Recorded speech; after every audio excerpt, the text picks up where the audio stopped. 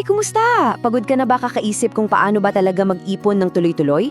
Kasi, what if may paraan para gawing, well, simple at automatic ang lahat?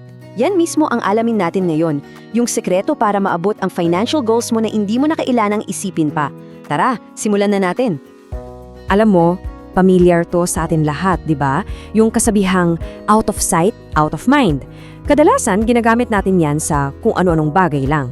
Pero, paano kung sabihin ko sa'yo na yan din pala mismo yung sekreto sa pag-iipon na talagang gumagana? Oo, totoo yan. Lalo na pagdating sa pera.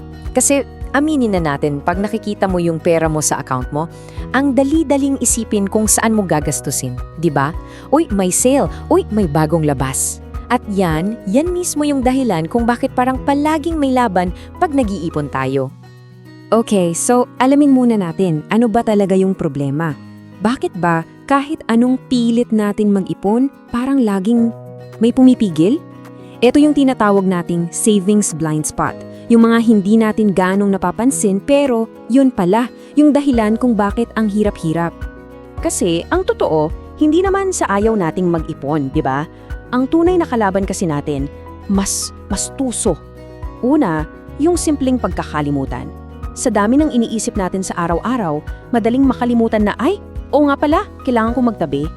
At yung pangalawa, yung pinakamalakas sa lahat, tukso. Yung laging bumubulong sa'yo na, sige na, gastusin mo na yan. Pero, eto na yung good news. May solusyon at hindi mo kailangan ng superhuman na disiplina para gawin to. Pag-uusapan natin ngayon kung paano mo ilalagay sa, well, autopilot, yung pag-iipon mo, eto yung set it and forget it method para talunin natin yung pagkalimot at tukso ng minsanan lang. So ano ba tong financial automation? Simple lang, isipin mo to. Isang beses mo lang siya aayusin. Pagkatapos nun, bahala na yung sistema. Bago mo pa man makita yung buong sahod mo, may parte na nun na automatic na nalipat sa savings mo. Boom! Nag-iipon ka nang hindi mo na iniisip. Okay, tingnan natin tong comparison na to. Sa isang banda, andyan yung manual saving, yung araw-araw na laban. 'Di ba? Kailangan mo ng matinding willpower. Sa kabila naman, yung automated saving. Isang beses mo lang gagawin, tapos na. Nagiging consistent ka nang walang stress. Parang may peace of mind ka na. Kitang-kita naman kung alin yung mas okay, 'di ba? Okay, so game na? Handa ka na bang gawin to sa totoong buhay? Kasi eto na yung pinaka-importante. Ibibigay ko sa'yo yung 4 na simpleng-simpleng hakbang para ma-set up mo yung automated savings mo. Hindi bukas, hindi next week, kundi ngayon na. So, heto na, 4 na paraan. Pili ka. Number 1, bank auto-transfer. Kung may online banking ka, ischedule mo lang yung transfer. Iset mo sa mismong araw ng sahod.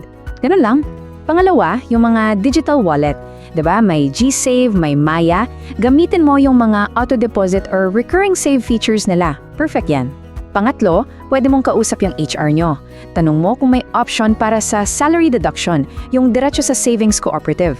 At pang-apat, kung wala pa sa mga yan, okay lang. Pwede kang magsimula ng manual.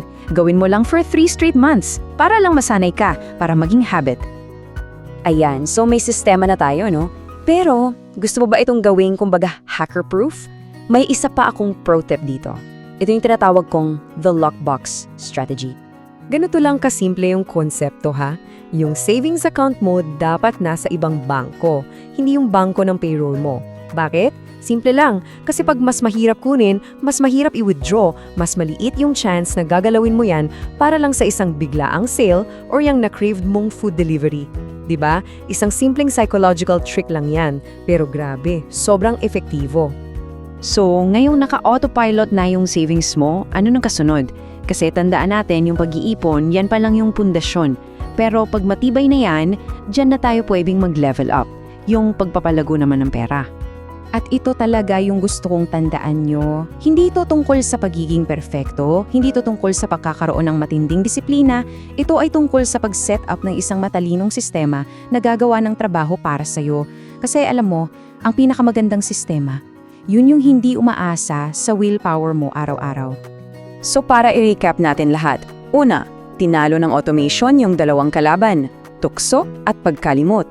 Pangalawa, isang beses lang yung setup para sa consistent na resulta, walang stress. Pangatlo, gamitin yung lockbox strategy para sa extra security.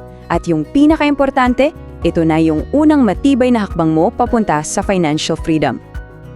At yan na yon, na yung naka-autopilot na yung savings mo, mas malaya na yung isip mo para pagplanuhan yung mga mas malalaking bagay.